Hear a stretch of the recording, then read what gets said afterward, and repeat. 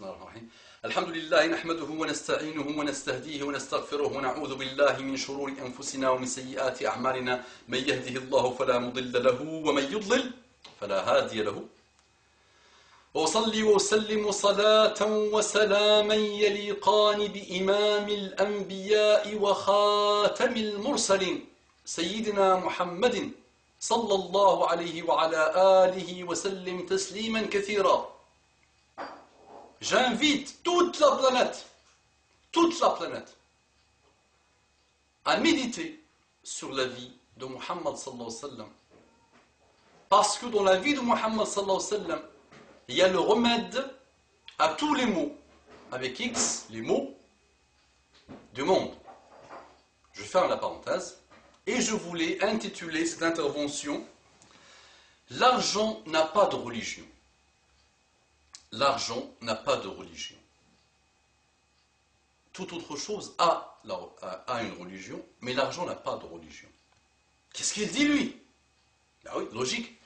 On entend en ce moment, depuis quelques mois maintenant, ou même depuis une année ou deux à peu près, cette idée qui est née de la crise financière et économique mondiale, qui n'a pas fini de déstabiliser le monde, mais croyez-moi qu'elle va surtout détruire la vie des pauvres malheureusement, et les riches, l'origine de ces malheurs, en sortiront indemnes, comme d'habitude. Mais que Allah guide l'humanité. Et le monde qui a été défié par son éloignement des préceptes d'Allah subhanahu wa ta'ala, et qu'aujourd'hui paye, il va payer très très cher, il est en train de payer très très très cher les pots cassés de la crise mondiale financière, se rappelle, comme par enchantement, comme par hasard, comme par destin, le hasard n'existe pas, comme on sait. Le hasard, comme je vous ai dit dans une autre intervention, suit des lois extraordinairement compliquées. Comme par destin, il se rappelle que dans la religion musulmane, il y a la base du salut financier du monde. Cette religion qui a été combattue partout, tout le temps, depuis quelques siècles maintenant, montre aujourd'hui au monde que la solution et le salut passent par les trésors que l'islam a dit par rapport à l'argent et par rapport à la finance. Mais le prisme que je voulais étudier, analyser dans cette intervention, c'est les filles, on les voit par le prisme de la religion. Les filles, le hijab, la burqa, le niqab. Les musulmans, dans tout ce qu'ils font les pauvres, dans les pays aujourd'hui non musulmans et musulmans, n'oubliez pas, ne soyez pas لا يجرمنكم شنآن قوم أن تعدلوا لا يجرمنكم شنآن قوم أن تعدلوا. Même des gens qui vous font mal, qui sont injustes avec vous, ils ne doivent pas vous empêcher à être justes. Nous devons être justes.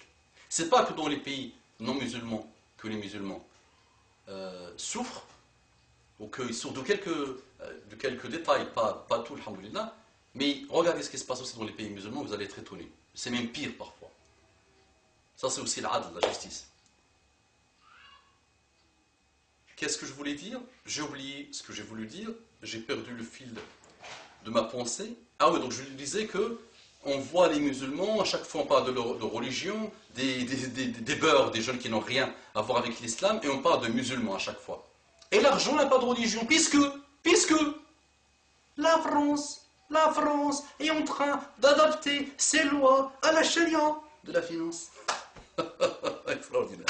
La France, les médias français et européens parlent tout le temps de la charia comme quelque chose d'extraordinairement lourd, méchant. Maintenant, elle adapte ses lois. Allez comprendre. Et c'est pour ça que je dis la religion. L'argent n'a pas de religion. Eh oui. Pourquoi? Les milliards. La France a regretté que l'Angleterre l'a battu dans le domaine, parce que ça fait 7 ans que l'Angleterre s'est ouverte aux banques islamiques et que ça se passe très très très bien là-bas et qu'ils ont raflé la mise. Ils ont raflé quoi? Ils ont raflé des milliers de milliards des pays de la péninsule arabique. Et les réserves d'argent des musulmans, parce que tous les musulmans maintenant de l'Angleterre ont mis leur argent dans ces banques. Et aujourd'hui, nous sommes en train d'adopter, étudier, taper finance islamique. Vous allez voir que la France est en train de finaliser tout. Elle a finalement réussi à adapter sa loi à elle, à la finance islamique. Mais puissant tout ça. Mais il faut qu'on médite sur tout ça, nous. Eh oui, le petit torchon de notre sœur, lui c'est une religion sanguinaire. Il va déstabiliser le monde. La petite minaret qui n'est pas obligatoire, mais que les mosquées soient avec ou sans minaret, pas grave, c'est pas obligatoire. C'est pas Gassouna, c'est pas Walou, c'est juste pour embellir une mosquée. Je vous étonne en vous disant ça. Eh ben oui, c'est juste. C'est l'architecture musulmane, on appelle ça. C'est une architecture musulmane. Mais là, on parle de ça.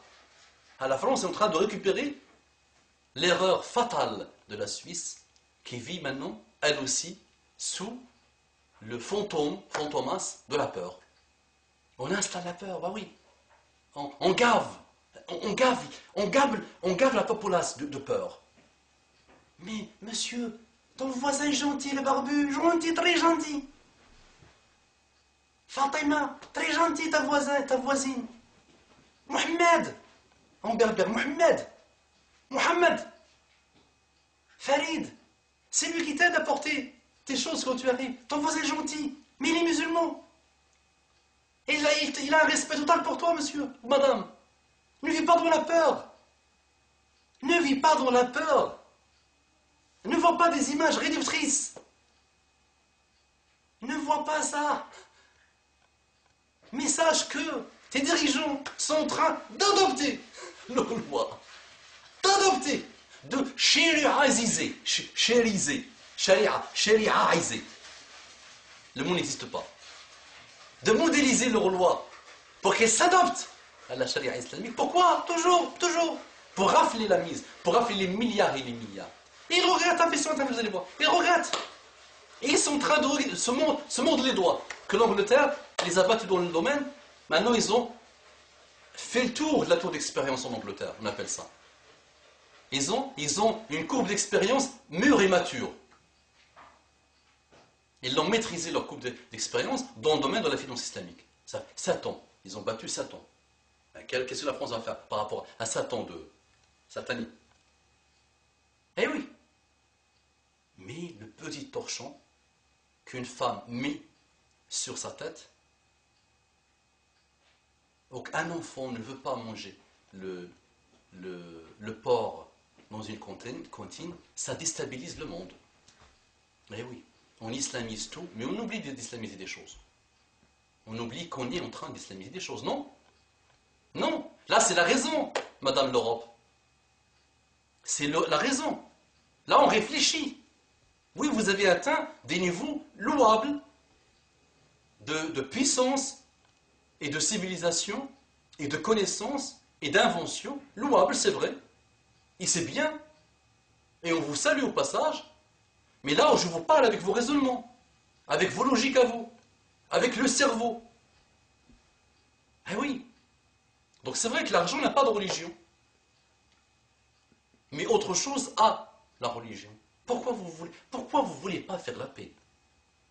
Pourquoi vous ne voulez pas transmettre dans les médias, et vous savez qui tire les ficelles, vous le savez très bien, pourquoi vous ne voulez pas véhiculer un message de paix?